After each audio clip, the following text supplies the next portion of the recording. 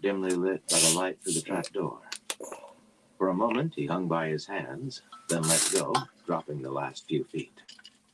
Except for a chair with 3 legs and a chest with the lid thrown open, the long room was as empty as the chest. Apparently, Zeram had stopped using the attic for storage when his wife began taking renters.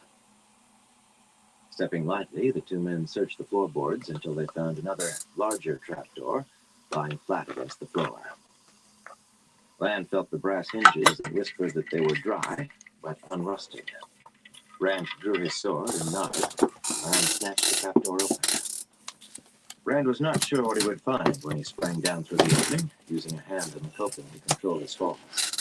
He landed lightly on the balls of his feet in a room that seemed to have taken the attic's place, from the wardrobes and cabinets shoved against the walls, the wooden chests piled on one another, and tables with chairs standing atop them. The last thing he expected, though, was 2 dead men sprawled on the floor as if they had been dragged into the storage room and flung down. The black swollen faces were unrecognizable, but the shorter of the pair wore a silver hair clip set with a large red stone. Dropping soundlessly from the attic, Lan looked at the corpses and raised an eyebrow. That was all. Nothing ever surprised him. Thane is here, Rand whispered. Hey, Chris, how you doing? As if saying the name were a trigger, the twin wounds in his side began throbbing. The older like a disc of ice, the newer a bar of fire. Let me just share this out real quick. It was him, sent the letter. Lan gestured toward the trap door with his sword, but Rand shook his head. He had wanted to kill the renegades with his own hands, yet now that Torval and Gedwin were dead, and almost certainly Kisman too, there was that swollen corpse mentioned by the merchant at the Golden Wheel. Now, he realized he did not care who killed them. J'espère que tu vas bien, Chris. Care who killed them so long as they were dead. If a stranger finished Dashiva, it would not matter. Thane was another matter. Thane had harrowed the 2 rivers with Trollocs and given him a second wound that would not heal. If Thane was within reach, Rand would not allow him to escape. He motioned for Lan to do as they had in the attic, and set himself in front of the door with his sword in both hands. When the other man pulled the door open, he darted into a large lamp-lit room with a posted bed against the far wall and a fire crackling in a small fireplace. Only the speed of his movement saved him. A flicker of movement caught the corner of his eye, something tugged at the cloak, billowing behind him, and he spun awkwardly to fend off slashes of a curved dagger. Every movement was an effort of will. The wounds in his side no longer throbbed. They clawed at him, molten iron and the very soul of ice, warring to rip him open. Lews Therin howled. It was all Rand could do to think with the agony. Bonsoir, Chris. I told you he's mine, the bony man screamed, dancing away from Rand's cut. With his face contorted in fury, his big nose and ears that stuck out made him seem something contrived to frighten children. But his eyes held murder. Teeth bared in a snarl, he looked like a weasel wild with killing fury. A rabid weasel, ready to savage even a leopard. With that dagger, he could kill any number of leopards. Mine! Padan Fan shrieked, leaping back again as Lan rushed into the room. Kill the ugly one! Only when Lan turned away from Thane did Rand realize someone else was in the room. A tall, pale man who came almost eagerly to meet the warder blade to blade. Toram Riotan's face was haggard, but he flowed into the dance of swords with the grace of the blade master he was. Lan met him with an equal grace, a dance of steel and death. Startled as Rand was to see the man who had tried to claim the throne of Tyrion in a worn coat and far matting, he kept his eyes on Thane and his sword toward the one-time peddler. Dark friend and worse, Moraine had called him long ago. The blinding pain in Rand's side made him stumble as he advanced on Thane, ignoring the stamp of boots and the ring of steel on steel behind him as he ignored Lucian's groans in his head. Thane danced and danced, trying to get close enough to use the dagger that had made the never-healing slash in Rand's side, growling curses in a low voice as Rand's blade forced him back. Abruptly, he turned and ran toward the back of the building. The torment tearing at Rand faded to mere throbbing as Fane vanished from the room, but he followed cautiously even so. At the doorway, though, he saw that Fane was not trying to hide. The man stood waiting for him at the head of stairs leading down. Hey, Dagger in Caucasian one hand. Sasquatch, how you doing? A large ruby. Oh, capping so the you hilt could glittered, be up all catching night, the light of the huh? lamps set on tables about the windowless I room. hate when that happens. As soon as Rand stepped into the room, fire and ice raged in his side till he could feel his heart shuddering. Staying upright was an effort of iron will. Taking a step forward made that effort seem pale, but he took that step and the next. I want him to know who is killing him, Fane whined petulantly. He was glaring straight at Rand, but he seemed to be talking to himself. I want him to know, but he's dead. Yeah, at least And for a will stop while, haunting huh? my dreams. Yes, he will stop then. With a smile, he raised his free hand. Torval and Gedwin came up the stairs with their cloaks over their arms. I say we aren't going near him until I know where the others are, Gedwin growled. The Mahale will kill us if...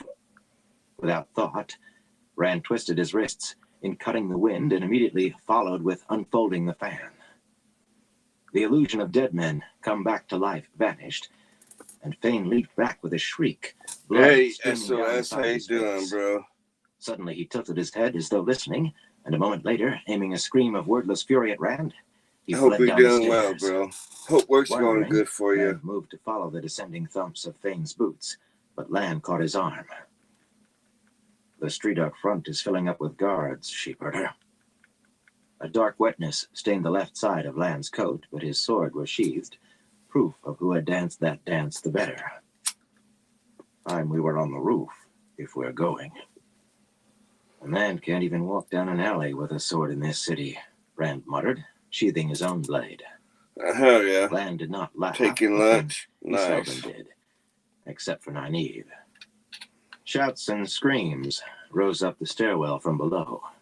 Maybe the street guards would capture Fane. Maybe he would hang for the corpses up here. It was not enough, but it would have to do. Rand was tired of what would have to do.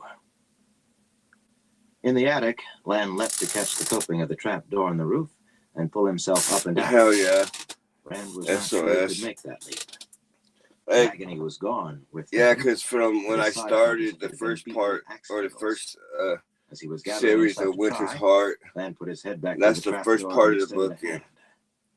They may not come Pretty up much right when away, I sheepherder, but is ended there live, I anything paused the waiting to book see? and started back up. Rand caught Lan's hand and let himself be drawn up to where he could catch the coping. and Oh, pull this one's himself almost around the over. roof. Crouching low, they moved along the damp slates. It's to an the top hour of the and a hill half and left began on a short left climb to the peak. on this book. There and might I be have to guards in move the to, street, but there was still a chance the to get next away book in the unseen, series. especially if they could signal Nynaeve to make a distraction. Rand reached for the roof peak. Which will Behind be, him, let's see, Lan's boot slipped on the slates with a the screech. next book in the series Twisting shall around, be Rand seized the other man's wrist, but Lan's weight pulled him down the slick gray slope. Vainly they scrabbled with their free Crossroads of hands for any Twilight. hold, the edge of a slate, anything. Neither uttered a word. Lan's legs went over the edge. But it's a Then good left series. it. I like it. Rand's gloved fingers caught on something. He did not know what, and he did not care. His head and one shoulder stuck over the edge of the roof, and Lan Oh, was is it? dangling from his grip above the 10-pace drop to the alley next to the low house. I like him too. And well, the two to do this book, He looked up I at like Rand, it. I like his eyes both of cold them. and hard, no expression on his face. Let go. I got a Stephen And the King sun one, turns green. Needful told Things, If he could just It's pull the other actually, man up a little, narrated Catch by the Thief. Stephen King. whatever his fingers had caught broke with a sharp snap, and the alley rushed up to meet them. Chapter 34. The Hummingbird's Secret. Trying not to be too obvious about watching the alley beside the candle makers, Nynaeve set the folded length of flat green braid back on the hawker's tray and slipped her hand inside her cloak to help hold it shut against the wind. This isn't a It was a Scott. finer This is cloak than any on the people walking by, but plain enough that no one more than glanced at her in passing. let's see. They would if they saw her belt, though.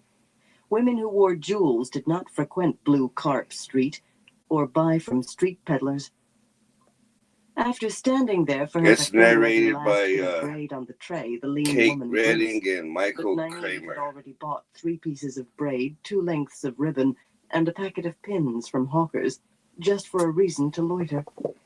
Pins were always useful, but she did Oh, not know Scott what she was Beck. going to do with the Brick, rest. I don't know if I've heard his Suddenly, she narration heard a before. commotion down the street. I in might direction of have, the I watch just stand. The racket of street probably guards' didn't rattles notice loud it. and growing louder. The guardsman scrambled down from his perch. Passers-by near the watchstand stared down the crossing street and further up Blue Carp Street, then hurriedly pressed themselves against the sides of the street as running guardsmen appeared, swinging their wooden rattles overhead. Not a patrol of 2 or 3, but a flood of armored men pounding down Blue Carp Street, and more joining the tide from the other street. People slow to get out of their way were shoved aside, and one man went down under their boots. They did not slow a step as they trampled him.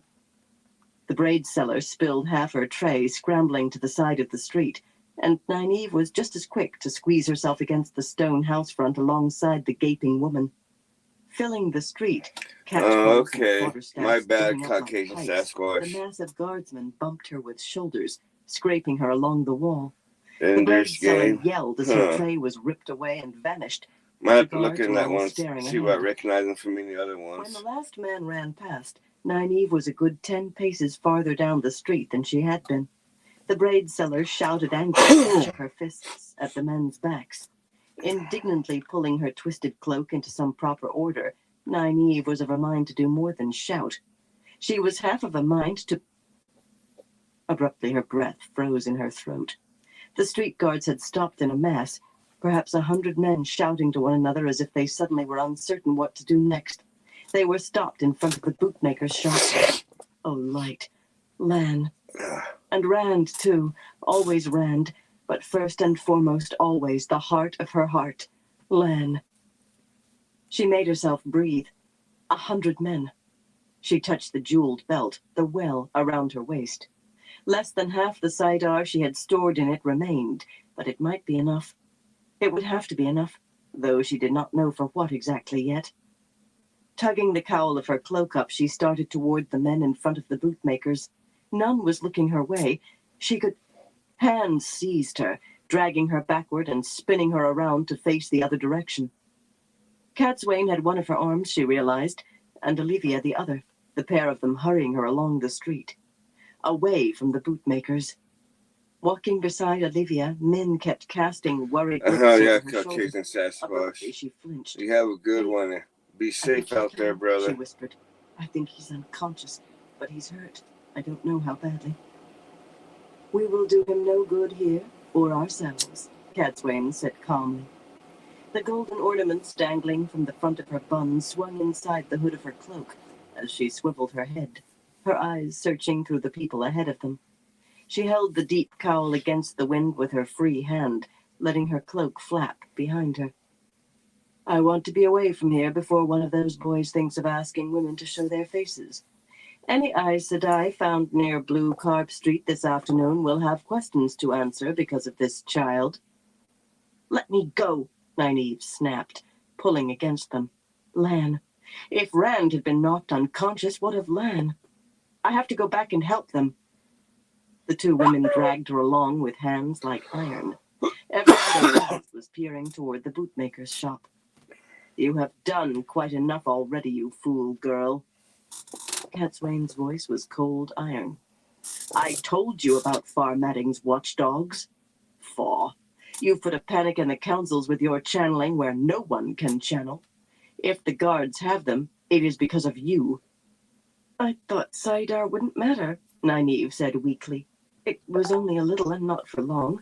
I thought maybe they wouldn't even notice. Catswain gave her a disgusted glance.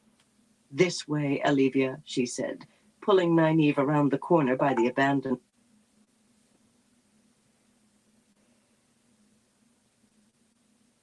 She said, pulling Nynaeve around the corner by the abandoned watchstand. Small knots of excited people dotted the street, jabbering. A man gestured vigorously as if wielding a catchpole. A woman pointed to the empty washstand, shaking her head in wonder. Say something, Min, Nynaeve pleaded. We can't just leave them. She did not even think of addressing Olivia, who wore a face to make Cadsuane appear soft. Don't expect sympathy from me. Min's low voice was almost as chill as Cadsuane's. When she looked at Nynaeve, it was a sidelong glare before snapping her eyes back to the street ahead. I begged you to help me stop them, but you had to be as wool-headed as they were. Now we have to depend on Cadsuane. Nynaeve sniffed. What can she do? Do I need to remind you that Lan and Rand are behind us and getting farther behind by the minute? The boy isn't the only one who needs lessons in manners, Cadsuane muttered. He hasn't apologized to me yet, but he told Varen he would, and I suppose I can accept that for the moment. Faugh. That boy puts me to more trouble than any 10 I ever met before. I will do what I can, girl, which is a sight more than you could do trying to batter your way through the street guards. From here on, you will do exactly as I say, or I will have Olivia sit on you. Olivia nodded. So Hey, did Min. Christopher, hope you're doing well tonight. Nynaeve grimaced. The woman was supposed to defer to her. Still, a guest of the First Council could do more than plain Nynaeve Almira, even if she donned her great serpent ring. For Lan, she could put up with Cadsuane. But when she asked what Cadsuane planned to do to free the men, the only answer the woman would give was, much more than I want to. J'espère que tu passes une bonne soirée. Much more than I want to, girl, if I can do anything at all. But I made the boy promises, and I keep my promises. I hope he remembers that. Delivered in a voice like ice, it was not a reply to inspire confidence. Rand woke in darkness and pain, lying on his back. His gloves were gone, but he could feel a rough pallet beneath him. They had taken his boots, too. His gloves were gone. They knew who he was. Carefully, he sat up. His face felt bruised, and every muscle in his body hurt as if he had been beaten. But nothing seemed to be broken.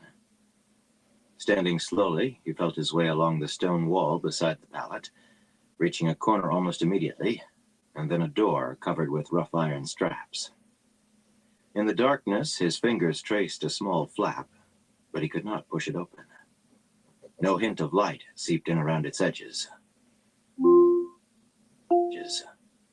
Inside his head, Lews Therin began to pant. Rand moved on, feeling his way, the floor stones cold beneath his bare feet. The next corner came almost immediately, and then a third, where his toes struck something that rattled on the stone floor. Keeping one hand on the wall, he bent and found a wooden bucket. He left it there and made himself complete the circuit, all the way back to the iron door. All the way. He was inside a black box 3 paces long and just over 2 paces wide. Raising one hand, he found the stone ceiling less than a foot above his head. Closed in, Lews Therin panted hoarsely. It's the box again. When those women put us in the box, we have to get out, he howled. We have to get out! Ignoring the screaming voice in his head, Rand backed away from the door until he thought he was in the center of the cell, then lowered himself to sit cross-legged on the floor. He was as far from the walls as he could put himself, and in the dark he tried to imagine them farther away, but it seemed that if he reached out, he would not have to straighten his arm fully to touch stone. He could feel himself trembling, as if it were someone else's body, shaking uncontrollably. The walls seemed just beside him, the ceiling right over his head. He had to fight this, or he would be as mad as Lews Therin by the time anyone came to let him out. They would have to let him out eventually, if only to hand him over to whoever Elaida sent. How many months for a message to reach Tar Valon and Elaida's emissaries to return? If they were sisters loyal to Elaida closer than Tar Valon, it might happen sooner. Horror added to his shudders as he realized that he was hoping those sisters were closer, were in the city already, so they could take him out of this box. I will not surrender, he shouted. I will be as hard as I need to be. In that confined space, His voice boomed like thunder. Moraine had died because he was not hard enough to do what had to be done. Her name always headed the list engraved on his brain, the women who had died because of him. Moraine Damodret. Every name on that list brought anguish that made him forget the pains of his body, forget the stone walls just beyond his fingertips. Coliver Saigon, who died because he had stripped her of everything she valued. Leah, maiden of the spear, of the Kosaita Charin, who died at his own hands because she followed him to Shara Logoth. Jendalin, a maiden of the Cold Peak Miagoma, who died because she wanted the honor of guarding his door. He had to be hard. One by one, he summoned up the names on that long list, patiently forging his soul in the fires of pain. Preparation took longer than Cadsuane had hoped, largely because she had to impress on various people that a grand rescue in the best traditions of Gleemen's tales was out of the question, so it was night before she found herself walking along the lamplit corridors of the Hall of the Councils. Walking sedately, not hurrying. Hurry, and people assumed that you were anxious, that they had the upper hand.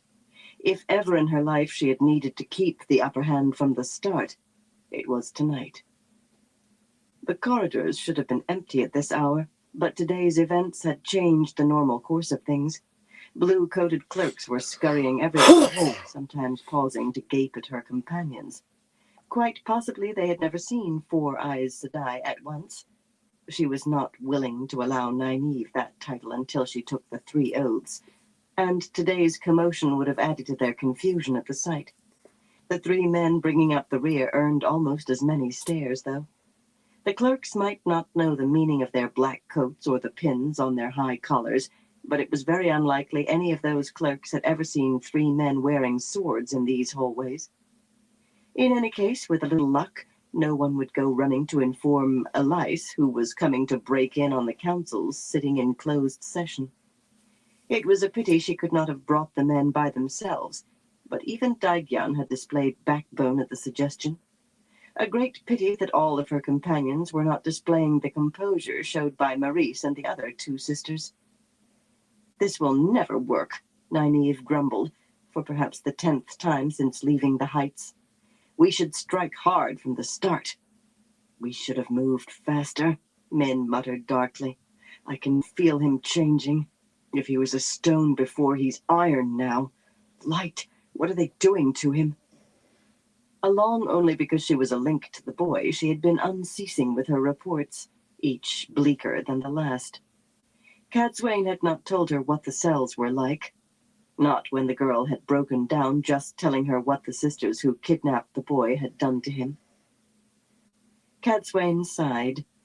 A ragtag army she had assembled, but even a makeshift army needed discipline, especially with the battle just ahead. It would have been worse had she not forced the Seafolk women to remain behind. "I can do this without either of you if need be," she said firmly. "No, don't say anything, Nynaeve. Maurice or Coriel can wear that belt as well as you. So if you children do not stop whining, I will have Olivia take you back to the Heights and give you something to whine about." That was the only reason she had brought the strange Wilder. Olivia had a tendency to become very mild-mannered around those she could not stare down, but she stared very fiercely at those 2 chattering magpies. Their heads swiveled toward the golden-haired woman as one, and the magpies fell blessedly silent. Silent, yet hardly accepting. Min could grind her teeth all she wanted, but Nynaeve's sullen glower irritated Cadsuane. The girl had good material in her, but her training had been cut far too short. Her ability with healing was little short of miraculous. Her ability with almost anything else, dismal. And she had not been put through the lessons that what must be endured could be endured. In truth, Cadsuane sympathized with her. Somewhat. It was a lesson not everyone could learn in the tower. She herself, full of pride in her new shawl and her own strength, had been taught by a near toothless Wilder at a Comment se passe ta soirée, Chris? farm in the heart of Black Hills. Oh, it was a very ragtag little army she had gathered to try standing Farmadding. Clerks and messengers half filled the columned anteroom to the council's chamber, but they were, after all, only clerks and messengers. The clerks hesitated in officious puzzlement, each waiting for another to speak first, but the red-coated messengers, who knew it was not their place to say anything, backed across the blue floor tiles to the sides of the room, and the clerks parted in front of her, none quite daring to be the first to open his mouth. Even so, she heard a collective gasp when she opened one of the tall doors carved with the hand and sword. The council's chamber was not large. 4 mirrored stand lamps sufficed to light it, and a large tyrant carpet in red and blue and gold almost covered the floor tiles.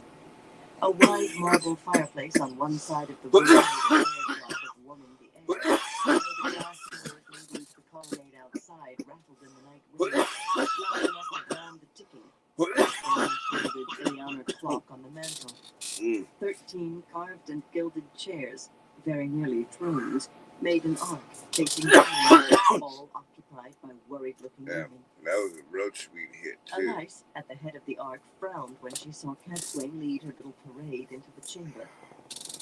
"This session is closed, Aes Sedai," she said, at once formal and cold. "We may ask you to speak to us later, but you know who you have in the cells," Cadsuane cut in. It was not a question. Bluff her way past. A number of men, I believe. Public drunkards, various foreigners arrested for fighting or stealing, a man from the borderlands taken just today who may have murdered 3 men. I do not keep a personal record of arrests, Cadsuane Sedai. Nynaeve drew a deep breath at mention of a man taken for murder, and her eyes glittered dangerously, but at least the child had sense enough to keep her mouth shut. "I will try to conceal that you hold the dragon reborn," Cadsuane said quietly. She had hoped fervently, that Varen's spade work would make them back away from this. Perhaps it could still be done simply, though. "I can take him off your hands. I have faced more than 20 men who could channel over the years. He holds no fears for me." "We do thank you for the offer," Alise replied smoothly. "But we prefer to communicate with Tar-Valon first. To negotiate his price, she meant." "Well, what had to be, had to be. Do you mind telling us how you learned?" Cadsuane broke in again. "Perhaps I should have mentioned earlier. These men behind me are Ashaman." The 3 stepped forward then, as they had been instructed, and she had to admit they gave a dangerous appearance. Grizzled Dahmer looked a graying bear with sore teeth. Pretty Jahar seemed a dark, sleek leopard, and Evan's unblinking gaze was particularly ominous coming from that youthful face. They certainly had their effect on the councils. Some simply shifted in their chairs as if to draw back, but Cyprian let her mouth fall open, unfortunate with her protruding teeth. Sebane, her hair as gray as Cadsuane's, sagged back in her chair and began fanning herself with a slender hand. Her mouth twisted, as if she might vomit. Alise was made of sterner stuff, though she pressed both hands tight against her midriff. "I told you once that Ashaman were free to visit so long as they obeyed the law. We have no fear of Ashaman, Cadsuane, though I must say I am surprised to see you in their company, particularly in view of the offer you have just made." So, she was plain Cadsuane now, was she? Still, she regretted the necessity to break Alise. She led Farmadding well, but she might never recover from tonight. "Are you forgetting what else happened today, Alise? Someone channeled inside the city." Again, councils shifted, and worried frowns creased more than one forehead. "An aberration." The coolness was gone from Alice's voice, replaced by anger and maybe a touch of fear. Her eyes shone darkly. "Perhaps the Guardians were in error. No one who was questioned saw anything to suggest even what we think is perfect can have flaws, Alise." Cadsuane drew on her own well, taking in cider in a measured amount. She had practice. The little golden hummingbird could not hold near so much as Nynaeve's belt. Flaws can pass unnoticed for centuries before they are found. The flow of air she wove was just enough to lift the gem-encrusted coronet from Elisa's head and set it on the carpet in front of the woman's feet. Once they are found, however, it seems that anyone who looks can find them. 13 sets of shocked eyes stared at the coronet. One and all, the council seemed frozen, barely breathing. Not so much a flaw as a barn door, seems to me, Dahmer announced. You're on your head. The glow of the power suddenly shone around Nynaeve, and the coronet flew toward Elise, slowing at the last instant, so that it settled above her bloodless face, rather than cracking her head. The light of cider did not vanish from the girl, though. Well, let her drain her well. Will... Elise swallowed, but when she went on, her voice still cracked. Will it be sufficient if we release him to you? Whether she meant Cadsuane or the Ashaman was unclear, perhaps even to her. I think that it will, Cadsuane said calmly, and Elise sagged like a stringless puppet. Shocked as they were by the display of channeling, questioning looks passed between the other councils. Eyes darted toward Elise, faces firmed, nods were exchanged. Cadsuane drew a deep breath. She had promised the boy that whatever she did would be for his good, not the good of the tower or anyone else's. And now she had broken a good woman for his good. I'm very sorry, Elise, she said. You are building up a large account already, boy, she thought. Chapter 35.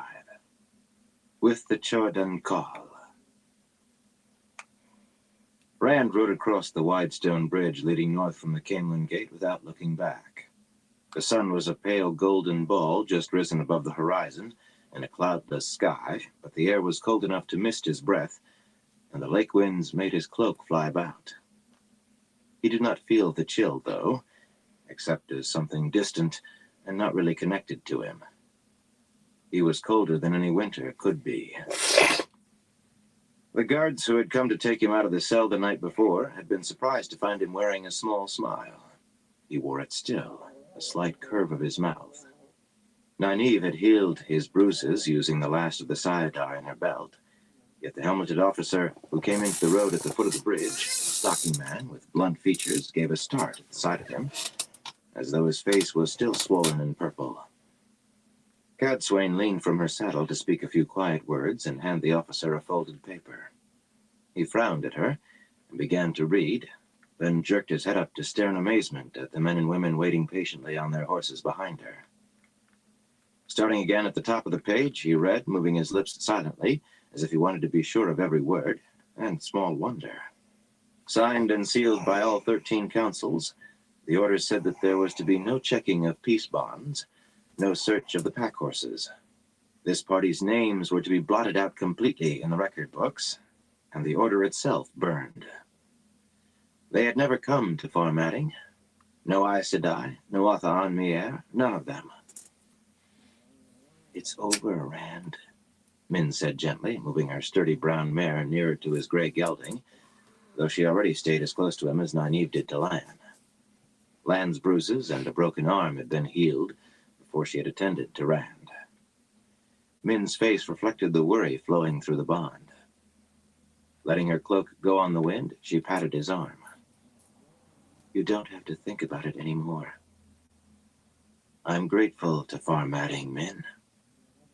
His voice was emotionless, distant, as it had been when he seized Sayadine in the early days.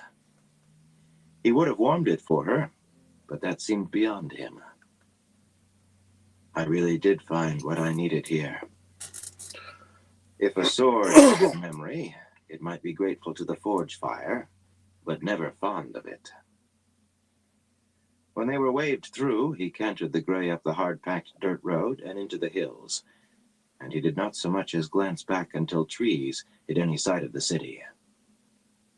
The road climbed and wound through forested winter hills, where only pine and leatherleaf showed green, and most branches were stark and gray. And suddenly the source was there again, seemingly just beyond the corner of his eye. It pulsed and beckoned and filled him with hunger like starvation. Without thought, he reached out and filled the emptiness in himself with Saidin, an avalanche of fire, a storm of ice, all larded with the filthy taint that made the larger wound in his side pulse. He swayed in the saddle as his head spun and his stomach clenched, even as he fought to ride the avalanche that tried to sear his mind, to soar on the storm that tried to scour his soul. There was no forgiveness or pity in the male half of the power. A man fought it or died. He could feel the three Ashaman behind him filling themselves too, drinking at Saidin like men just out of the waste who had found water. In his head, Lews Therin sighed with relief. She drew Mount so close to him that their legs touched. "Are you all right?" she said worriedly. "You look ill." "I'm as well as rainwater," he told her, and the lie was not just about his belly.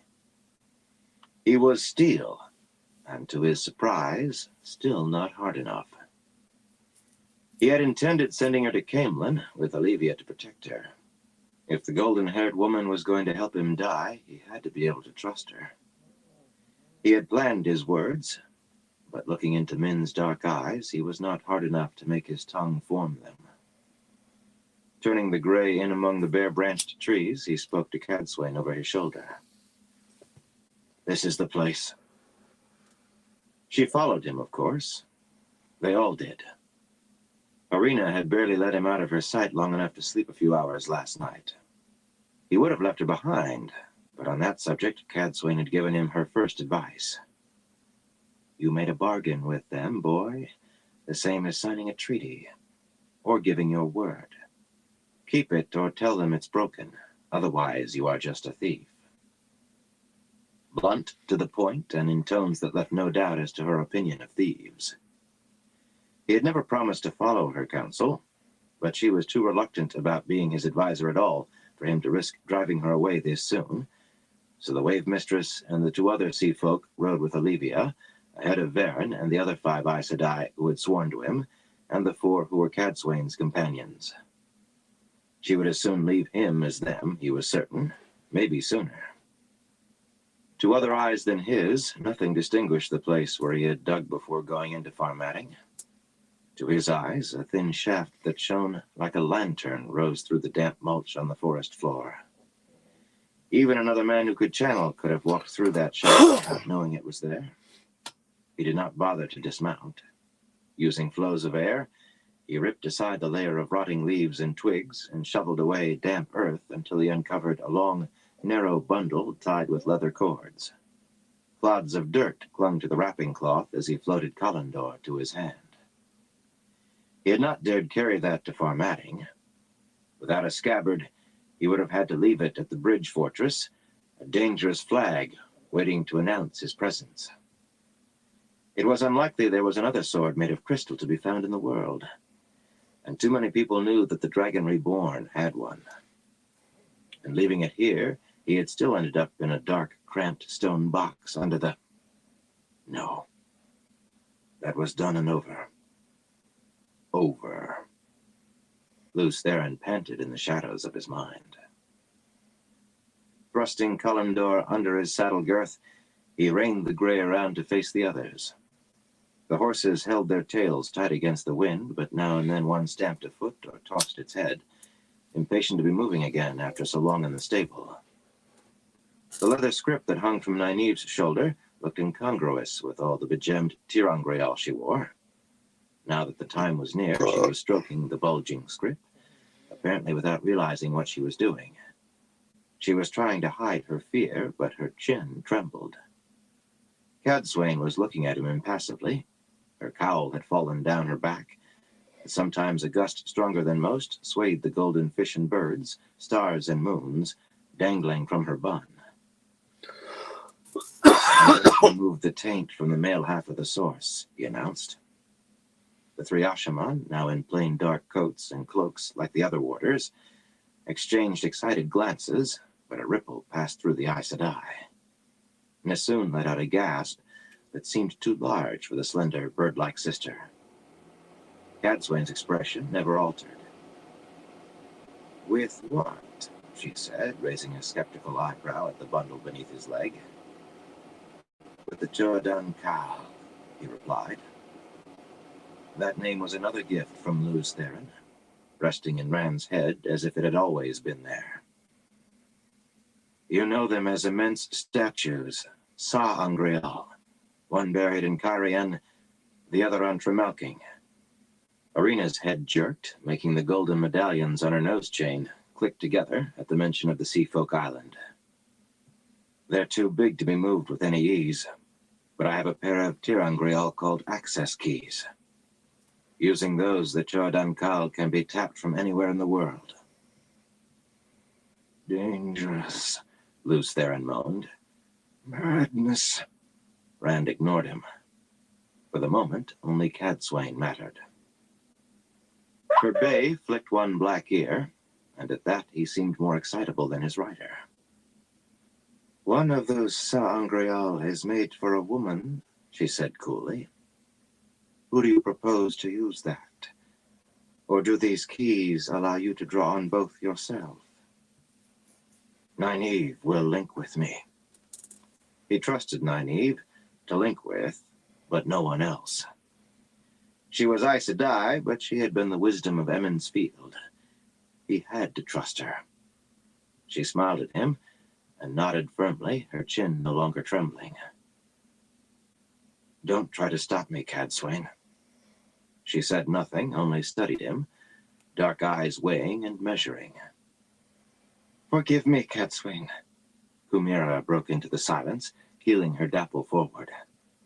"Young man, have you considered the possibility of failure? Have you considered the consequences of failure?" "I must ask the same question," Nessun said sharply. She sat very straight in her saddle, and her dark eyes met Rand's gaze levelly. "By everything I have read, the attempt to use those Sa'angreal may result in disaster. Together, they might be strong enough to crack the world like an egg." "Like an egg," Lews Therin agreed. "They were never tested, never tried. This is insane," he shrieked. "You're mad, mad." "The last I heard," Rand told the sisters, "one Ashaman in 50 had gone mad and had to be put down like a rabid dog. More will have by now. There is a risk to doing this, but it's all maybe and might. If I don't try, the certainty is that more and more men will go mad, maybe scores, maybe all of us. And sooner or later it will be too many to be killed easily. Will you enjoy waiting for the last battle with 100 rabid Ashaman wandering about? Or 200? Or 5? And maybe me, one of them? How long will the world survive that?" He spoke to the two Browns, but it was Cadsuane who he watched. Her almost black eyes never left him. He needed to keep her with him, but if she tried to talk him out of it, he would reject her advice no matter the consequences. If she tried to stop him, saidin raged inside him. "Will you do the deed here?" she asked. "In Shara Logoth," he told her, and she nodded. "A fitting place," she said, "if we are to risk destroying the world." Lews Therin screamed, a dwindling howl that echoed inside Rand's skull as the voice fled into the dark depths. There was nowhere to hide, though, no safe place. The gateway he wove did not open into the ruined city of Shara Logoth itself, but to a thinly wooded, uneven hilltop a few miles to the north, where the horse hooves rang on sparse, stony soil that had stunted the leafless trees, and ragged patches of snow covered the ground. As Rand dismounted, his eye was caught by distant glimpses of the place once called Aridhol, soaring above the trees, towers that ended abruptly in jagged stone, and white onion-shaped domes that could have sheltered a village had they been whole. He did not look at them. Despite the clear morning sky, those pale domes failed to gleam as they should, as if something cast a shadow over the sprawling ruin. Even at this distance from the city, the second never-healing wound in his side had begun to throb faintly. The slash given by Padan Fain's dagger, the dagger that had come from Shara Logoth, did not beat together with the pulsing of the larger wound it cut across, but rather against it, alternating. Cadsuane took charge, issuing brisk commands, as might have been expected. One way or another, Aes Sedai always did, given half a chance, and Rand did not try to stop her. Lan and Nethin and Basain rode down into the forest to scout, and the other warders hurried to fasten the horses to low branches out of the way. Min stood up in her stirrups and pulled Rand's head to where she could kiss his eyes. Without speaking a word, she went to join the men with the horses. The bond surged with her love for him, with confidence and a trust so complete that he stared after her in amazement. Eben came to take Rand's mount, grinning from ear to ear. Together with his nose, those ears still seemed to make up half his face. But he was a slender youth rather than gawky now. "It will be wonderful, channeling without the taint, my Lord Dragon," he said excitedly. Rand thought Eben might be as much as 17, but he sounded younger. "That always makes me want to empty my belly, if I think on it." He trotted away with the gray, still grinning. The power roared in Rand, and the filth tarnishing the pure life of Saladin seeped into him, rank runnels that would bring madness and death. Cadsuane gathered the Aes Sedai around her, and Levia and the Seafolk Windfinder too. Arena grumbled loudly about being excluded until a finger pointed by Cadsuane sent her stalking across the hilltop.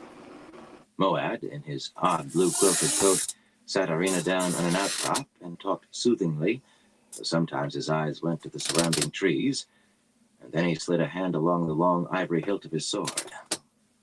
Jahar appeared from the direction of the horses, stripping the cloth wrappings from Kalandor.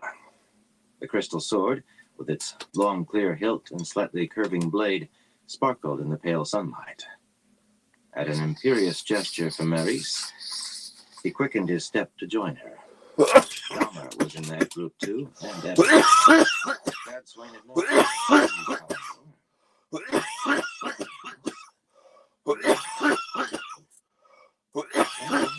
Stone's patience, Nynaeve muttered, striding up to Rand.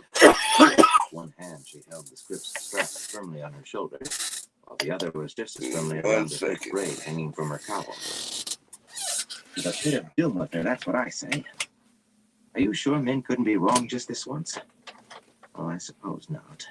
But still, will you stop smiling like that? You'd make a cat nervous." "We might as well begin," he told her, and she blinked. "Shouldn't we wait on Cadsuane?" No one would suspect she had been complaining about the Aes Sedai a moment earlier. If anything, she sounded anxious not to upset her. "She will do what she will do, Nynaeve. With your help, I will do what I must." Still she hesitated, clutching the script to her chest and casting worried glances in the direction of the women gathered around Cadsuane. Olivia left that group and hurried toward them across the uneven ground, holding her cloak closed with both hands. "Cadsuane says I must have the Tirangreal, Nynaeve," she said in the soft Shonchan drawl.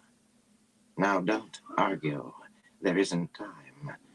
Besides, they are no good to you if you're going to be linked to him." This time the look Nynaeve directed toward the women around Cadsuane was near murderous, but she stripped off rings and bracelets, muttering under her breath, and handed the jeweled belt and necklace to Olivia as well.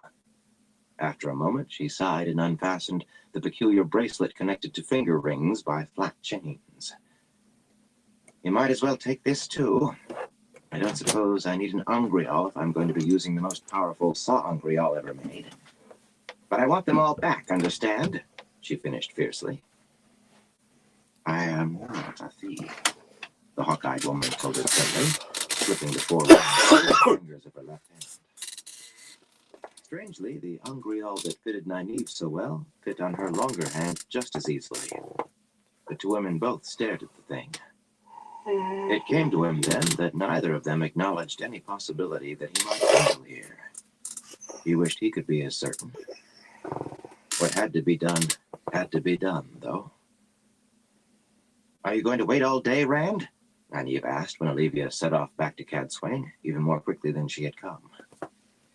Smoothing her cloak under her, Nynaeve sat down on an upthrust gray stone the size of a small bench, pulled the scrip onto her lap, cheers, and flipped Chris. back the leather flap. Rand folded himself to the ground cross-legged in front of her as she produced the two access keys, smooth white statues, a foot tall, each I'm about holding to a do clear another sphere dab. in one upraised hand. The figure of a bearded man in robes she handed to him. That of a robed woman sat on the ground at her feet. The faces on those figures were serene and strong, and wise with years. You must put yourself right on the edge of embracing this source, she told him, smoothing her skirts that did not need smoothing. Then I can link with you. With a sigh, Rand put down the bearded man and released Saidin. Raging fire and cold vanished, and the grease-slick vileness of the taint. With them, life seemed to dwindle too, turning the world pale and drab. He placed his hands on the ground beside him against the sickness that would strike when he took hold of the source again. But a different dizziness suddenly spun his head. For a heartbeat, a vague face filled his eyes, blotting out Nynaeve, a man's face, almost recognizable. Why did that ever happen while he was actually grabbing hold of Saidin? Nynaeve bent toward him, concern on her face. Comment se passe ta soirée, Chris? Face. Now, he said, and reached for the source through the bearded man. Reached, but did not seize it. Wanting to howl with the seemed to boiling, even particles of frozen snow. Watching Nynaeve take a quick breath, he knew it lasted only an instant, yet it seemed he endured for hours before Saidin flowed through it. All the molten fury and icy tumbling, all the foulness, and he could not control a hair-thin thread. He could see the flow from him into Nynaeve, to feel it seething through him, feel the treacherous tide around that could destroy him. To feel that without being able to fight or control was an agony in itself. He was aware of her, he realized suddenly, in much the same way he was aware of men. But all he could think of was Saidin, flooding through him uncontrolled. She drew a shuddering breath. How can you stand that? Helplessly. All chaos. What? Now you must try as hard as you can to control the flows. Desperate to gain his balance in the rolling war with Saidin, he did as she said. She yelped and jumped. You were supposed to wait until I... She began in angry tones, then went on in a merely irritated voice. Well, at least I'm rid of it.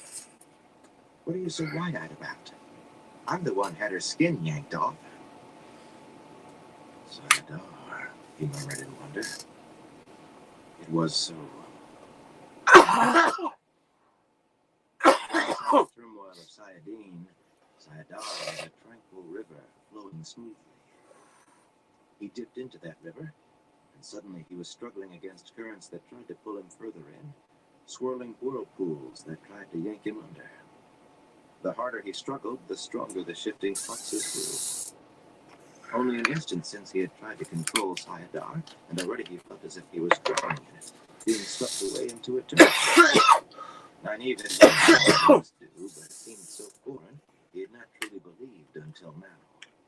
With an effort, he forced himself to stop fighting the currents, and as quickly as that, the river was tranquil once more.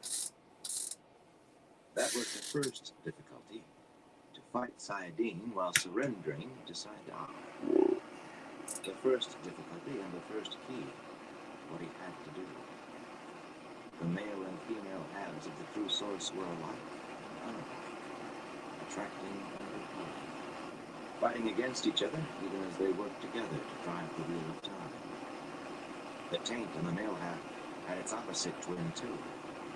The wound given him by Ishamael throbbed in time with the taint, while the other the counterpoint in time to evil that had killed Arvo.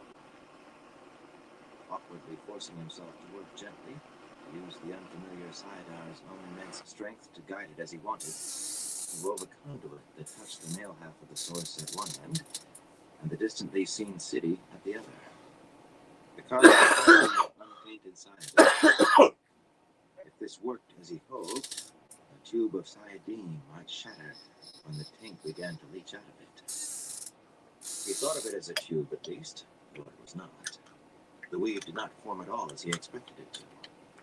As if Sayadar had a mind of its own, the weave took on convolutions and spirals that made him think of a flower. There was nothing to see, no grand weaves seeping down from the sky.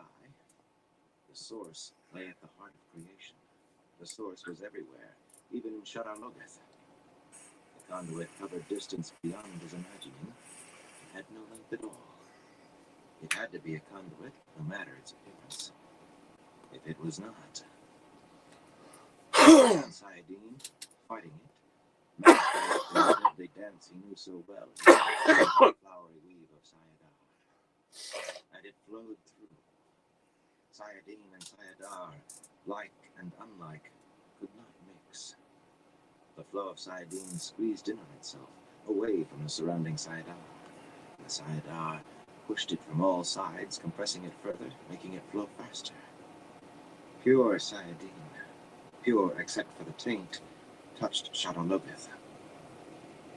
Rand frowned. Had he been wrong? Nothing was happening. Except the wounds in his side seemed to be throbbing faster. Amid the firestorm and icy fury of Sayadine, it seemed that the foulness stirred and shifted. Just a slight movement that might have escaped notice, had not been straining to find it. A slight stirring in the midst of chaos, but all in the same direction. Go on, Nynaeve urged. Her eyes were bright, as though just having Sayadar flow in her was enough for joy. He drew more deeply on both halves of the source, strengthening the conduit as he forced more of Sayadine into it. Drew on the power until nothing he did would bring more. He wanted to shout at how much was flowing into him, so much that it seemed he did not exist anymore. Only the one power. He heard Nynaeve groan, but the murderous struggle with Sayadine consumed him. Fingering the great serpent ring on her left forefinger, Elsa stared at the man she had sworn to serve. He sat on the ground, grim-faced, staring straight ahead as if he could not see the wilder Nynaeve sitting right in front of him, glowing like the sun. Perhaps he could not.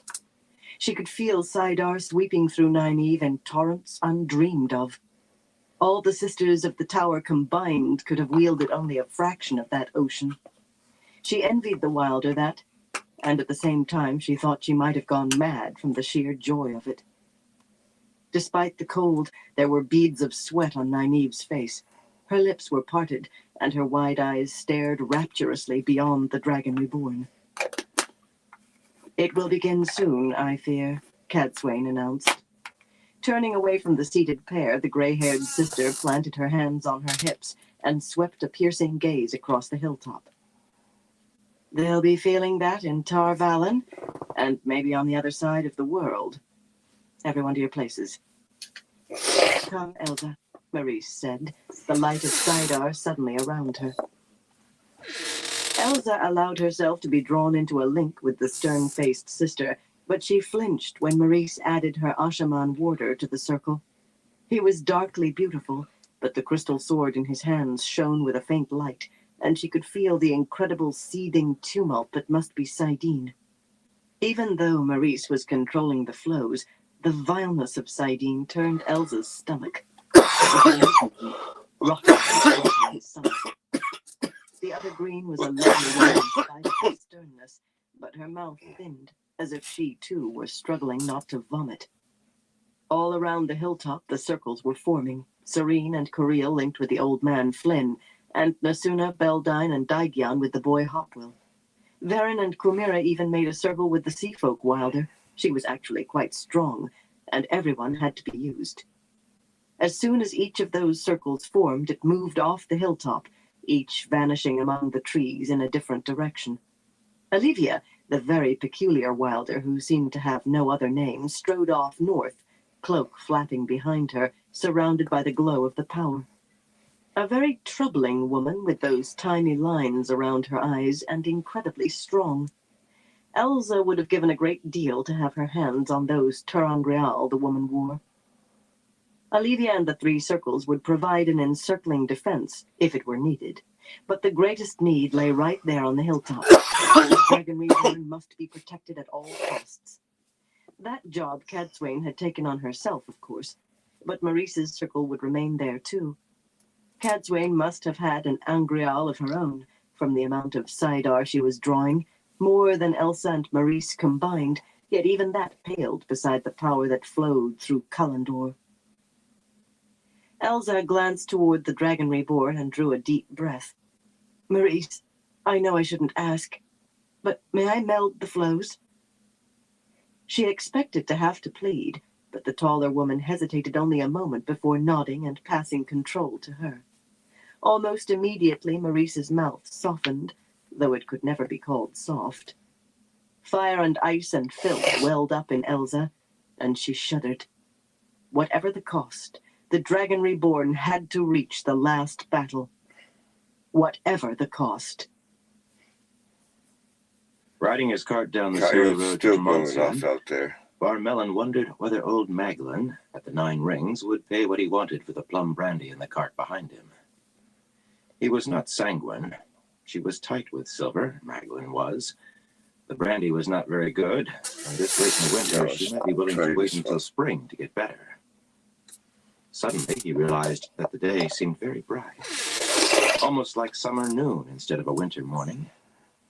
Strangest of all, the glow seemed to be coming from the huge pit beside the road where workmen from the city had been digging away until the previous year. There was supposed to be a monstrous statue down there, but he had never been interested enough to actually look for himself. Now, almost against his will, he reined in his stout mare and climbed down into the snow to trudge to the brink of the pit. It was 100 paces deep and 10 times as far across, and he had to put his hands in front of his face against the blinding glare that came from the bottom. Squinting through his fingers, he could make out a glowing ball, like a second sun. Abruptly, it came to him that this must be the one. With a strangled yell, he lumbered back through the snow to his cart, flailing Lisa with the reins to get her to jerk her head around to head back to his farm. He was going to stay in his own house and drink that brandy himself. All of it. Strolling lost in thought, Timna barely saw the fallow fields that covered all the hillsides of Tremalking was a long island, and this far from the sea, the wind carried no hint of salt. Yet it was the Atha an Mier that troubled her. They refused the waterway, yet Timna was one of the guides chosen to protect them from themselves, if possible. That was very difficult now, with them all in an uproar over this Cormor of theirs. Very few remained on the island. The governors, always fretting at the sea as the Atha an Mier did, had set sail to search for him in any craft they could find. Suddenly, the one unplowed hand caught her eye. A great stone hand stuck out of the ground, clasping a stone as large as a house, and that was shining like a glorious summer sun. All thoughts of the Atha an Mier gone, Timna gathered her cloak and sat down on the ground, smiling to think that she might see the fulfillment of prophecy and the end of illusion. If you truly are one of the chosen, I will serve you, the bearded man in front of her. But she did not hear what I had to say. She could feel it. That much of saidar being drawn to one spot was a beacon that any woman in the world who could channel would feel and locate. So he had found a woman to use the other access key. She would have faced the great lord, faced the creator with him. She would have shared the power with him, let him rule the world at her side. And he had spurned her. Spurned her. Battling at her was an important matter for account here and now, but she did not have time to make certain of his trustworthiness, and without that she could not leave him to babble, not when she could feel Muradin's hand caressing the coarse ouvra that held her soul. A razor-thin flow of air sliced the fellow's beard in two as it took off his head. Another flow shoved the body backward, so the blood fountaining from the stub of his neck did not spot her dress. Before body or head hit the stone floor, she had spun her gateway, a beacon she could point to, beckoning her. As she stepped into rolling forest where scattered carpets of snow littered the ground beneath stark branches, save for the thick ropes of drooping brown vines, she wondered where the beacon had drawn her. It did not matter. South of her, that beacon shone, enough Saidar to lay waste to a continent in one blow. He would be there, him and whoever the woman was he had betrayed her with. Carefully she drew on the power to spin a web for his death. Lightning such as Cadsuane had never seen streaked down from the cloudless sky. Not jagged bolts, but lances of silver blue that struck at the hilltop where she stood, and struck instead the inverted shield she had woven, erupting with a deafening roar 50 feet above her head. Even within the shield the air crackled, and her hair stirred and lifted. Without the aid of the angreal that looked a little like a shrike dangling from her bun, she would not have been able to hold the shield up. A second golden bird, a swallow, hung from her hand by its thin chain. There, she said, pointing in the direction it seemed to be flying. A pity she could not say how far away the power had been channeled, or whether by a man or a woman, but the direction would have to do. She hoped there would be no mishaps. Her people were out there, too. If the warning came with an attack, though, there could not be much doubt. As soon as the single word left her mouth, a fountain of flame erupted in the forest to the north, and then another and another, a staggering line racing northward. Kalandor shone like a flame in young Jahar's hands. Surprisingly, from the intensity on Elza's face and the way she gripped her skirts in fists, she was the one directing those flows. Maurice took a fistful of the boy's black hair and gently shook his head. "Steady, my pretty," she murmured. "Oh, steady, my lovely strong one." He smiled at her, a ravishing smile. Cadsuane shook her own head slightly. Understanding any sister's relationship with her warder was difficult, especially among Greens, but she could not begin to fathom what passed between Maurice and her boys. Her real attention was on another boy, though. Nynaeve was swaying, groaning with the ecstasy of such an unbelievable mass of Saidar flooding through her, but Rand sat like a stone, sweat rolling down his face. His eyes were blank, like polished sapphires. Was he even aware of what was happening around him? The swallow turned on its chain beneath her hand. "There," she said, pointing toward the ruins of Shadar Logoth. Rand could not see Nynaeve any longer. He could not see anything, feel anything.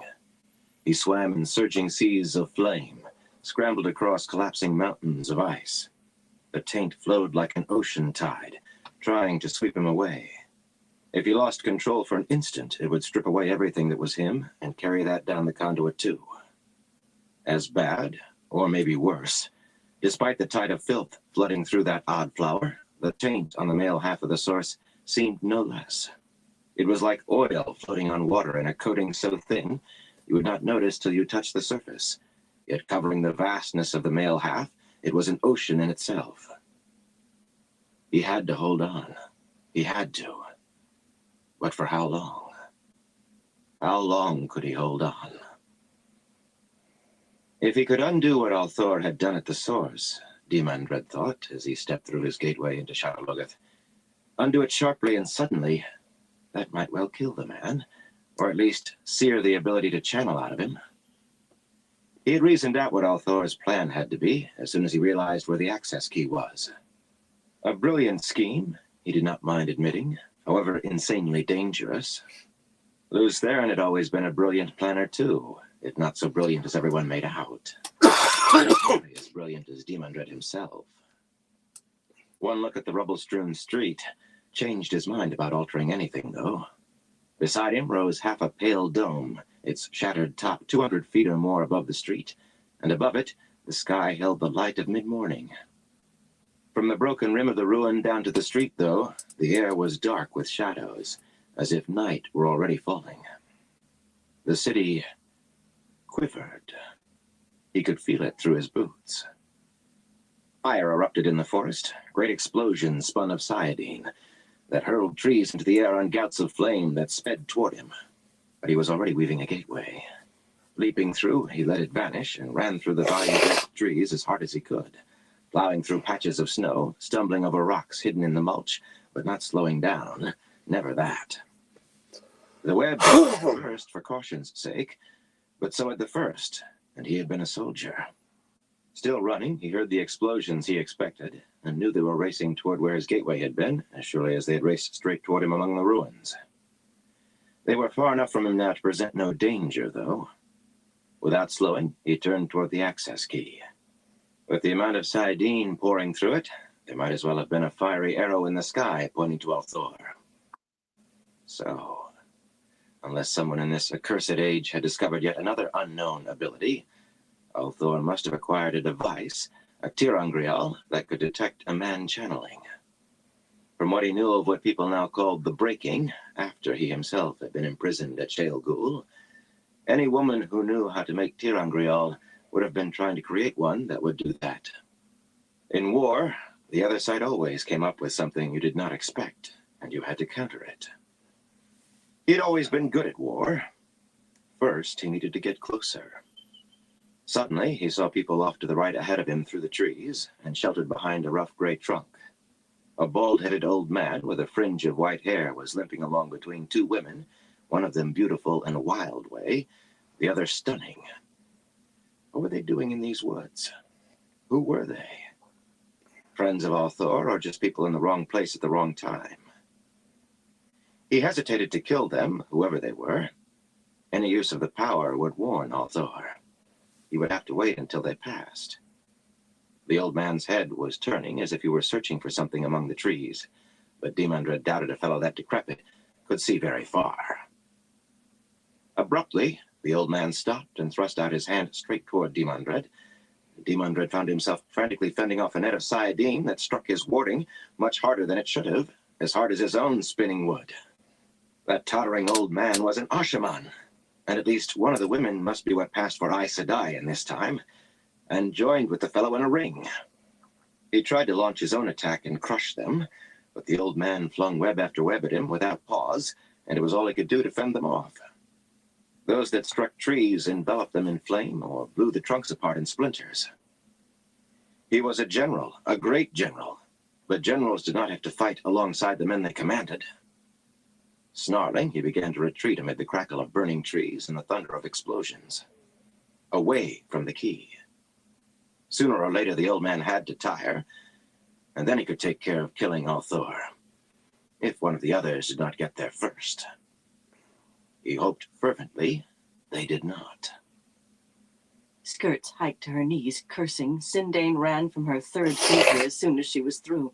She could hear the explosions marching toward the site, but this time she had realized why they came straight for her. Tripping on vines hidden in the snow, bumping into tree trunks, she ran. She hated forests. At least some of the others were here. She had seen those fountaining fires speed elsewhere than at her. She could feel Saidar being spun at more than one place, spun with fury, but she prayed to the great Lord that she would reach Luz Theron first. She wanted to see him die, she realized, and for that she would have to get closer. Crouching behind a fallen log, Osangar panted from the exertion of running. Those months masquerading as Korlan Dashiva had not made him any fonder of exercise. The explosions that had almost killed him died away, then started up again somewhere in the distance, and he cautiously raised himself enough to peek over the log. Not that he supposed a piece of wood was very much protection. He had never been a soldier, not really. His talents, his genius lay elsewhere. The Trollocs were his making, and thus the Myrddraal that had sprung from them, and many other creatures that had rocked the world and made his name famous. The access key blazed with Sayadine, but he could feel lesser amounts being wielded too, in various directions. He had expected others of the Chosen to be here ahead of him, had hoped they might have finished the task before he arrived, but plainly they had not. Plainly Althor had brought along some of those Ashaman, and by the amount of Sayadine that had gone into the eruptions that targeted him, Kalendor as well.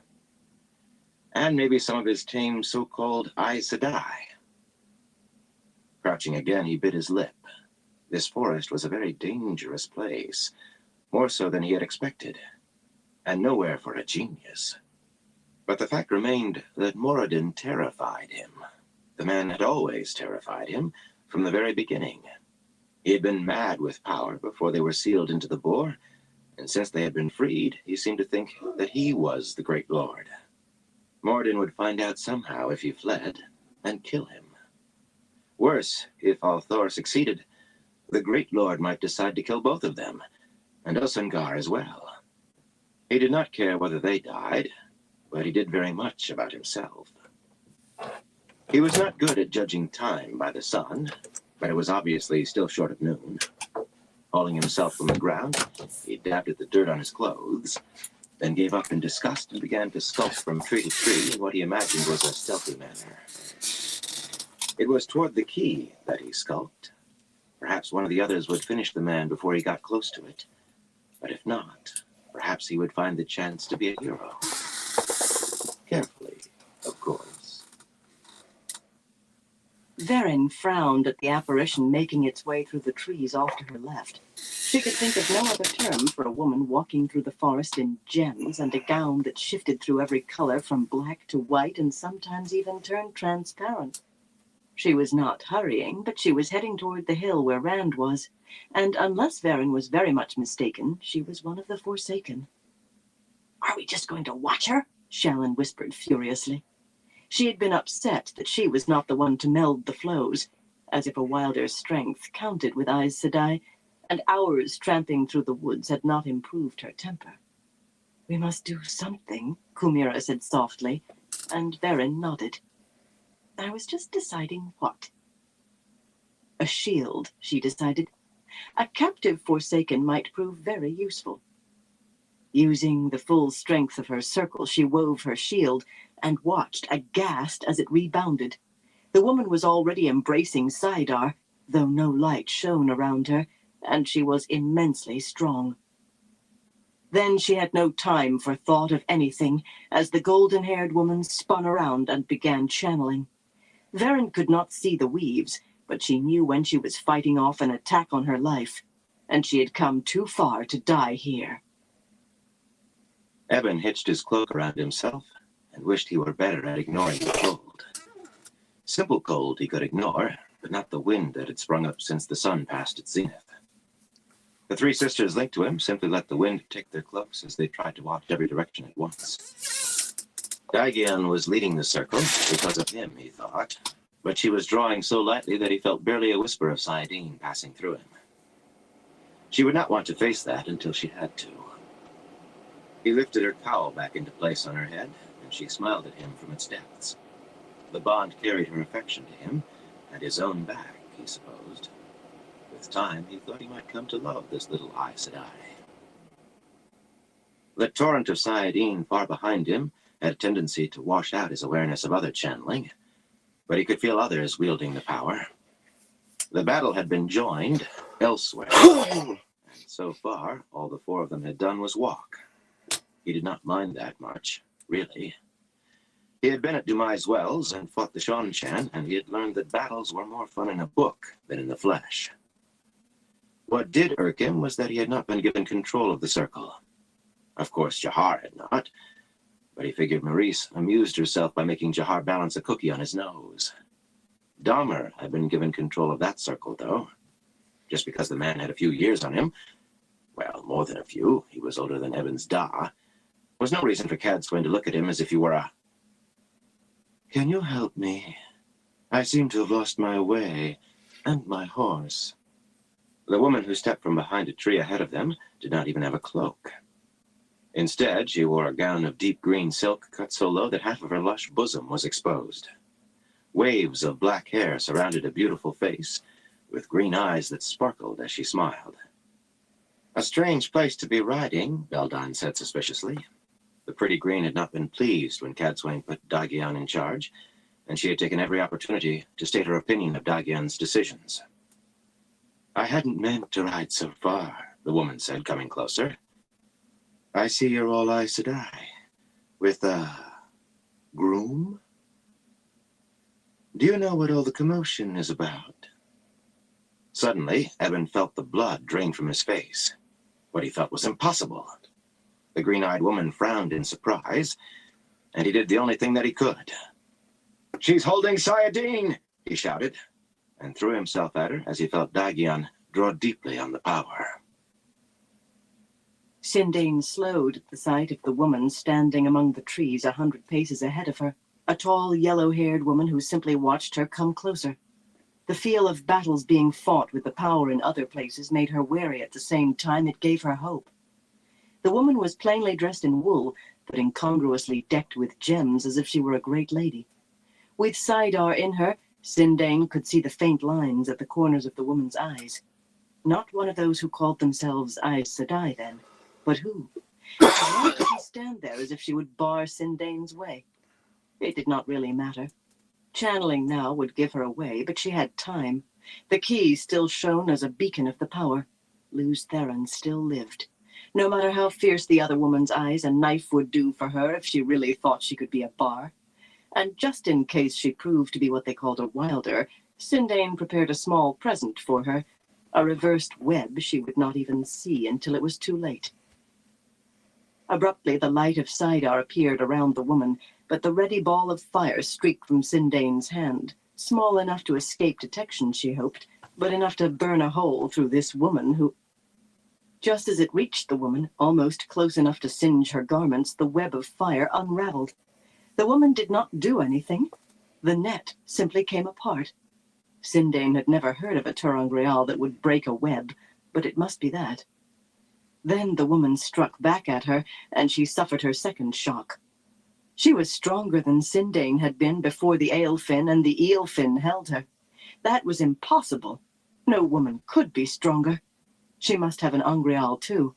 Shock lasted only the time it took her to slice the other woman's flows. She did not know how to reverse them. Maybe that would be enough advantage. She would see Luz Theron die. The taller woman jerked as her cut flows snapped back into her, but even as she shifted her feet with the blow, she channeled again.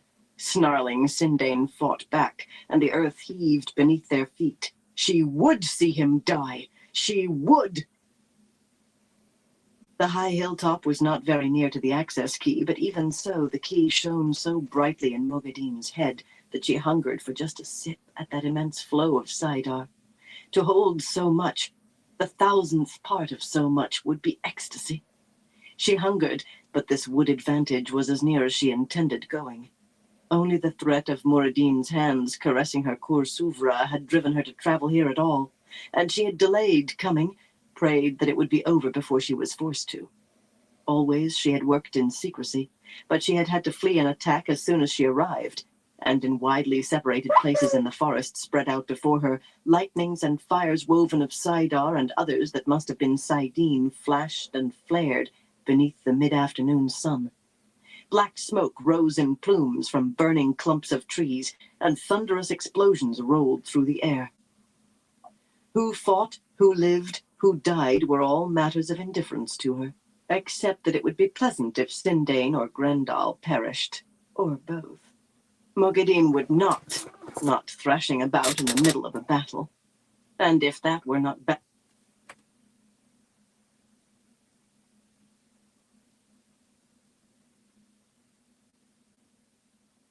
Coyotes are going off again. bad enough, there was what stood beyond the shining key, an immense flattened dome of black in the forest, as though night had turned to stone. She flinched as a ripple passed across the dark surface and the dome heaved perceptibly higher. Madness to go any closer to that, whatever it was. Moradin would not know what she did here, or did not do. Retreating to the back of the hilltop, away from the shining key and the strange dome, she sat down to do what she had done so often in the past. Watch from the shadows, and survive. Inside his head, Rand was screaming. He was sure that he was screaming, that Luz Theron was screaming. But he could not hear either voice in the roar. The foul ocean of the taint was flooding through him, howling with its speed. Tidal waves of vileness crashed over him. Raging gales of filth ripped at him. The only reason he knew that he still held the power was the taint. Saidin could be shifting, flaring, about to kill him, and he would never know.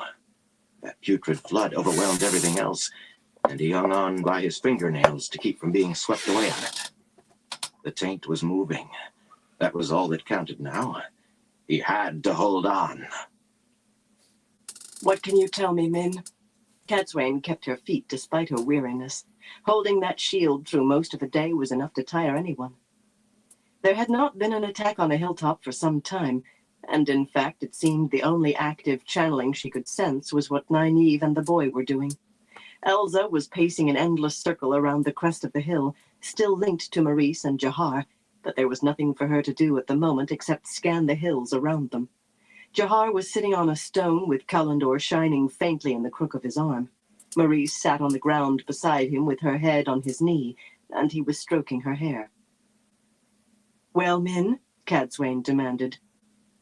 The girl looked up angrily from the depression in the stony ground where Tomas and Moad had bundled her and Harina. At least the men had sense enough to accept that they could not fight any part of this fight. Harina wore a sullen scowl, and more than once it had been necessary for one of the men to restrain Min from going to young Althor. They had actually had to take her knives away after she tried to use the blades on them. "I know he's alive," the girl muttered, "and I think he's hurting. Only if I can feel enough to think he's hurting, then he's in agony. Let me go to him." "You would only get in the way now." Ignoring the girl's frustrated groan, Cadsuane walked across the uneven ground to where Rand and Nynaeve sat, but for a moment she did not look at them. Even at a distance of miles, the black dome looked immense, rearing 1,000 feet at its height. And it was swelling.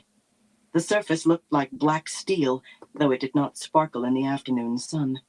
If anything, the light seemed to dim around it. Rand was sitting as he had since the beginning, an unmoving, unseeing statue with sweat rolling down his face.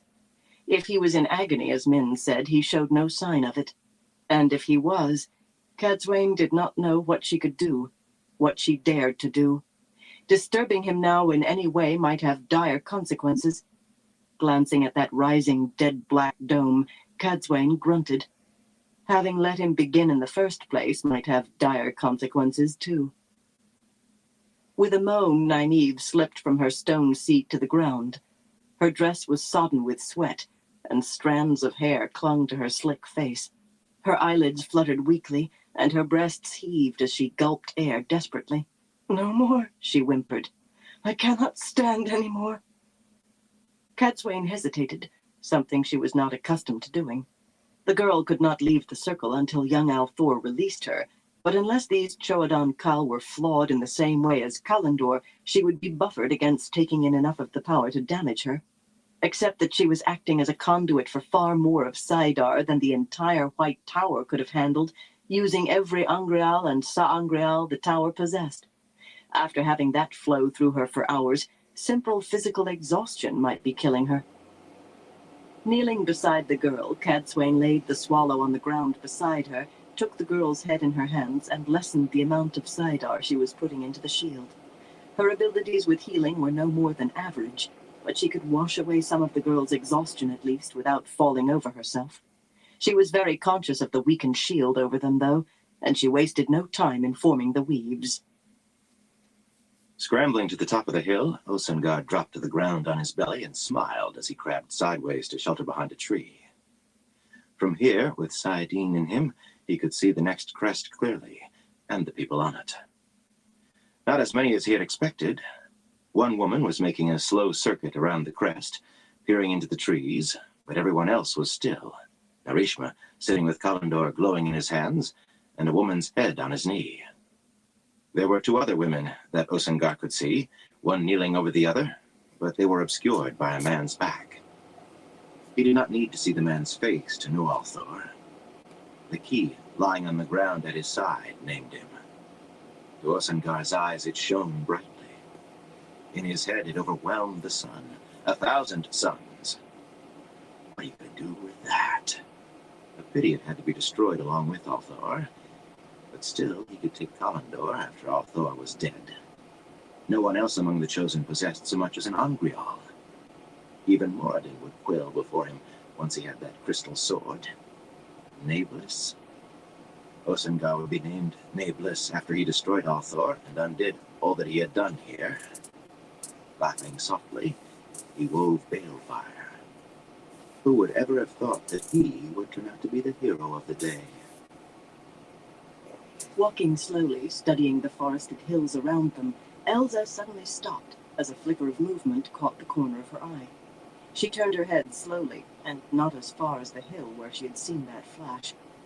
The day had been very difficult for her. In her captivity among the Aiel tents at Cairhien, it had come to her that it was paramount for the Dragon Reborn to reach the last battle. It had suddenly become so blindingly obvious that it astounded her she had not seen it before. Now it was clear to her, as clear as Saidar made the face of the man trying to hide on that hill while peeking around a tree trunk. Today she had been forced to fight the Chosen. Surely the Great Lord would understand if she had actually killed any of them, but Corlan Dashiva was only one of those Ashaman. Dashiva raised his hand toward the hill where she stood, and she drew as hard as she could on Kalendor and Jahar's hands. Saidin seemed well suited to destruction to her. A huge ball of coruscating fire surrounded the other hilltop, red and gold and blue. When it was gone, that other hill ended in a smooth surface, 50 feet lower than the old crest. Mogadin was not sure why she had remained this long. There could not be more than 2 hours of daylight left, and the forest was quiet. Except for the key, she could not feel Saidar being channeled anywhere. That was not to say that someone was not using small amounts somewhere, but nothing like the fury that had raged earlier. The battle was over, the other Chosen dead or flying in defeat. Plainly defeat, since the key still blazed in her head. Amazing that the Choedan Kal had survived continuous use for this long, at this level. Lying on her belly atop her high vantage point with her chin in her hands, she was watching the great dome. Black no longer seemed to describe it. There was no term for it now, but black was a pale color by comparison. It was half a ball now, rearing like a mountain 2 miles or more into the sky. A thick layer of shadow lay around it, as though it were sucking the last light out of the air. She could not understand why she was not afraid. That thing might grow until it enveloped the entire world, or perhaps shatter the world, as Arangar had said it might. But if that happened, there was no safe place, no shadows for the spider to hide in. Suddenly something writhed up from that dark, smooth surface, like a flame, if flames were blacker than black. Then another, until the dome boiled with Stygian fire. The roar of 10,000 thunders made her clap her hands over her ears and shriek, soundlessly in that crash, and the dome collapsed in on itself in the space of a heartbeat, to a pinpoint, to nothing. It was wind that howled then, rushing toward the vanished dome, dragging her along the stony ground, no matter how desperately she clawed for purchase, tumbling her against trees, lifting her into the air. Strangely, she still felt no fear. She thought if she survived this, she would never feel fear again. Catswain let the thing that had been a ter'angreal drop to the ground. It could no longer be called a statue of a woman. The face was as wisely serene as ever, but the figure was broken in two and lumpy like bubbled wax where one side had melted, including the arm that had held the crystal sphere, now lying in shattered fragments around the ruined thing. The male figure was whole and already tucked away in her saddlebags. Kalendor was secured too.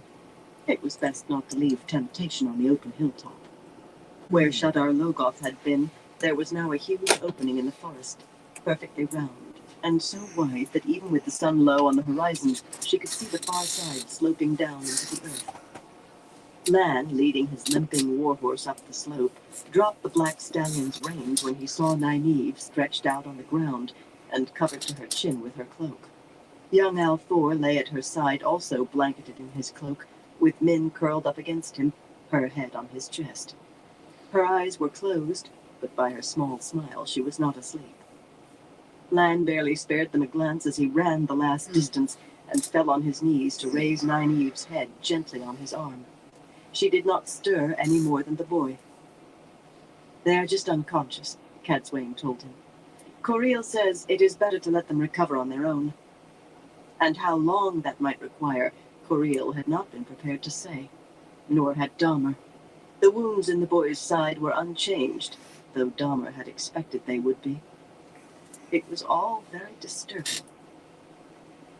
A little farther up the hill, the bald Ashaman was bent over a groaning Beldine, his fingers writhing just above her as he wove his strange healing. He had been busy the last hour.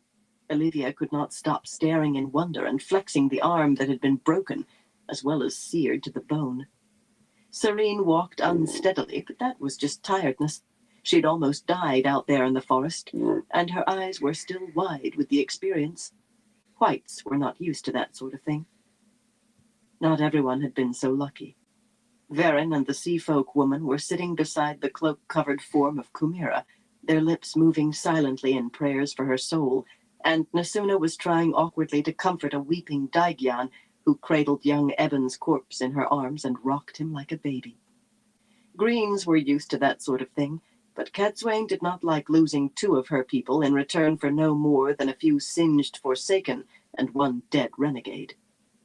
"It's clean," Jahar said softly yet again. This time Maurice was the one sitting, with his head resting in her lap. Her blue eyes were as stern as ever, but she stroked his black hair gently. "It's clean." Cadsuane exchanged looks with Maurice over the boy's head. Dahmer and Jahar both said the same thing.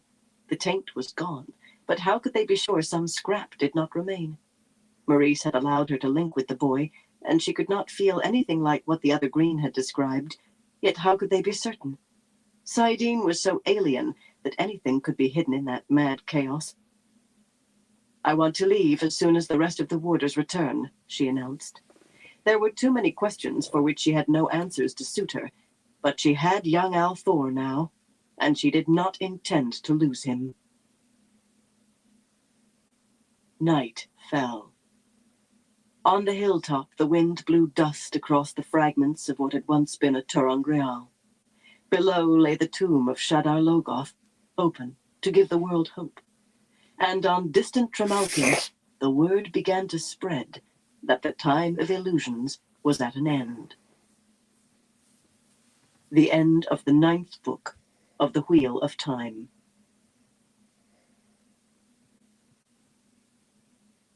We hope you've enjoyed Winter's Heart. Text copyright 2000.